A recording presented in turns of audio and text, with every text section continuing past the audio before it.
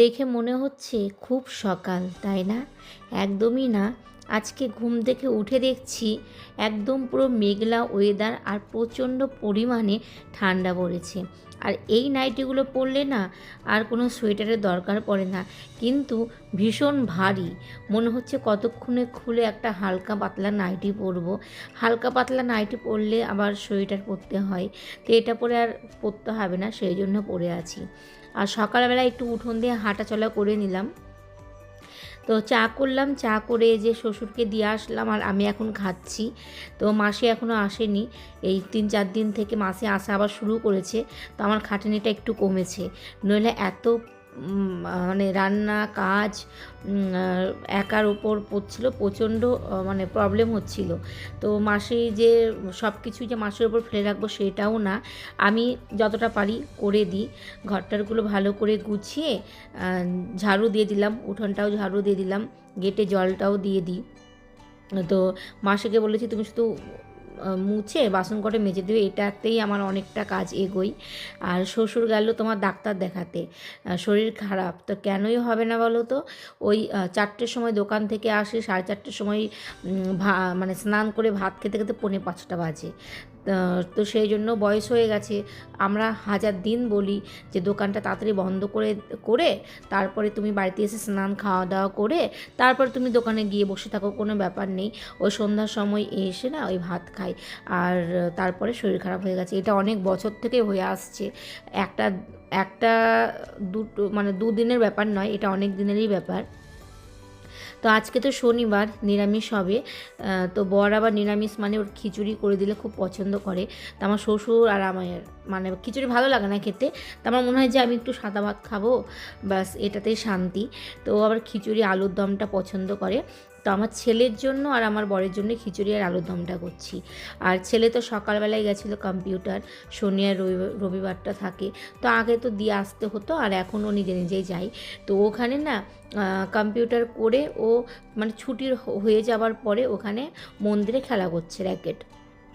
এবার অনেকটা বেলা হয়ে যাচ্ছে, তাদের দেখছে আসছে না, চিন্তাও হচ্ছিল। তারপরে স্যারকে ফোন করলাম, ফোন করে বলল যে ওরা মন্দিরে খেলা করছে। তো সেখান থেকে গিয়ে একটা কোনো দিদি হয়তো গিয়ে বলেছে তোমাদের বাড়ির থেকে ফোন করেছিল, ওদের তাড়াতাড়ি করে এসছে। তারপরে একটু বকলাম যে বাড়িতে আগে দেখা করে তারপরে তুমি খেলতে যাও না, কোনো ব্যাপার নেই, চিন্তা তো হয়। তো আলুর দমটা হয়ে গেছে, আর আলুর দম পুরোটাই তো নিরামিষ করলাম। তো ওর মধ্যে ছিল মশলা, কাজু বাদাম, চারমগজ, পোস্ত, আদা আর কাঁচা লঙ্কা। তো এটা যখনই নিরামিষ কিছু করি তখন এই মশলাগুলোই আমি দিই। আর আজকে ফুলকপি নেই ফ্রিজের মধ্যে, তো সেই জন্য শুধু মটরশুঁটি দিয়েই খিচুড়িটা করলাম পাতলা করে, পাতলাটাই পছন্দ করে। আর আলুর দম স্নান করে নিয়েছি, আর এখনও পুরো কমপ্লিট হয়নি রান্না, শুধু খিচুড়ি, আলুর দম, ভাত আর ডালটাই করেছি। আমি আর আমার শ্বশুর আবার খিচুড়ি খেতে পারি না, সাদা ভাত খাবো, তো সেই জন্য ডালটাই করলাম। তো এখনও বাকি রান্নাগুলো করব। সকাল থেকে রোদ নেই, রোদ থাকুক বা না থাকুক কাচাকুচি আমাকে করতেই হবে। তো 1 বালতি কাচলাম আর 1 বালতি ভিজিয়ে রাখলাম। তো ভাবছিলাম মেলতে যাবো কি যাবো না, রোদ নেই, কিন্তু হাওয়া বাতাস যতটুকু শুকাবে, বালতির মধ্যে থাকলে না ভিজে একটা গন্ধ হয়ে যাবে। এই দেখো, তো এখন যাবো এটা ছাদে মেলতে।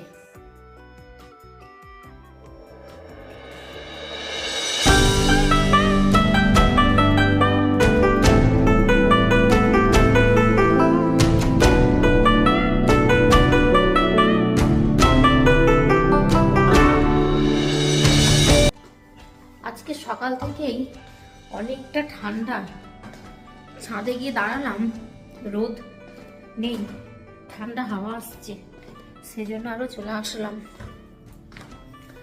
তো সমস্ত কাজ বাজ তো হয়ে গেছে।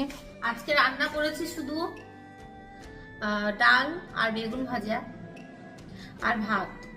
তো কালকে রাতে বাটা মাছ করেছিলাম একটু, সেই বাটা মাছটা ছিল, তো ওটা দিয়ে আমি ভাত খেয়ে নিয়েছি। তো আজকে প্রচণ্ড খিদে পেয়ে গেছিলো, তো তাড়াতাড়ি আজকে ভাত খাওয়া হয়ে গেছে। এই 3 দিন থেকে তো মাসি আসছে, মাসি তো এখন সুস্থ হয়ে গেছে, তো সেই জন্য তাদের কাজ হয়ে যাচ্ছে, আর রান্নাটাও আমি করে নিচ্ছি। না না তাড়াতাড়ি আসবা। না না না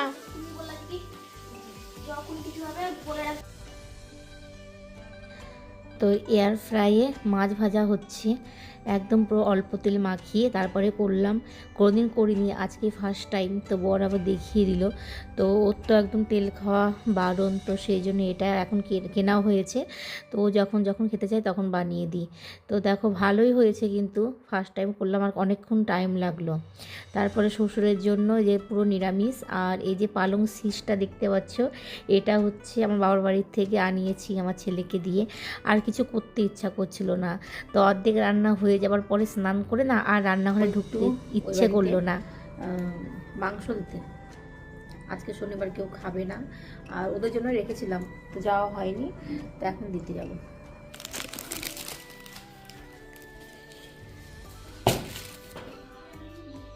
যা চল চল চল, সোফাতে একটা মহারানী বসে আছে,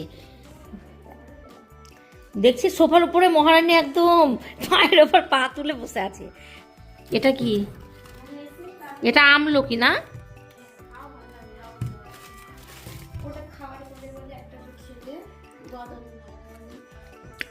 বাবা কি টক, আমি টক পছন্দ করি না। এদিকে বাবা খায় প্রতিদিন। ওই মাংসটা গরম, বাবা আসেনি তো, মাংসটা গরম করে খেয়ে নাও গা, ফ্রিজে ছিল। এ হাঙ্কা, হ্যাঁ গাড়িতে বসে আসলাম, তো নাইটি পরে চলে এসেছি। আমি নাইটি পরে চলে এসেছি কাছে, আর সোয়েটার পরে আছি, তার উপরে হচ্ছে গাড়িতে বসেই ছিলাম, তো সেই জন্য নাইটি। এ দেখ, হ্যাঁ ও পাড়া চড়তে গেছে।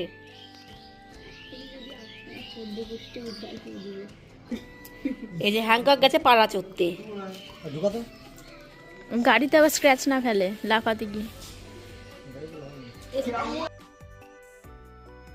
তো বাবার বাড়ির থেকে এসে একটু ঘুমিয়েছিলাম, ঘুম থেকে উঠে একটু চা করলাম, লাল চা। আর দেখো 3টে না 4টে বিস্কুট নিয়ে নিয়েছি। তারপরে বর আবার বললো যে একটু পেঁপে কেটে দাও। তো পেঁপেটা অনেক দিন থেকে না কিনে ফ্রিজের মধ্যে রেখে দিয়েছে, গোটাই ছিল, কাটা হয়েছিল না। তা আমি মনে করিয়ে দিলাম যে পেঁপেটা খাবে না পরে আবার বাইরে ফেলে দেবে, বললো যে কেটে দাও। তো বেশি করে কাটলাম, তো সবাই এখন খেয়ে নেবো। তো